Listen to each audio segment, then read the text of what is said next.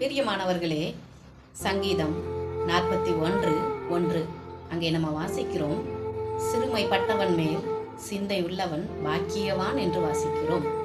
தீங்கு நாளில் கர்த்தர் அவனை விடுவிப்பார் என்று பார்க்கிறோம். பிரியமானவர்களே, நம்ம எப்படிப்பட்டவர்களாக இருக்கணும்? சிறுமைப்பட்டவன் மேல் சிந்தை உள்ளவர்களாக இருக்கணும்.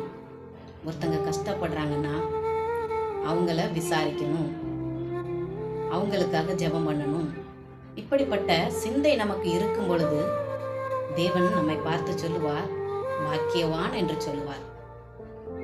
சிலர்லாம் தங்களுக்காகவே கவலைப்படுறாங்க, தன்னுடைய குடும்பத்திற்காகவும் தன்னுடைய பிள்ளைக்காகவுமே கவலைப்பட்டு கொண்டு இருக்கிறாங்க.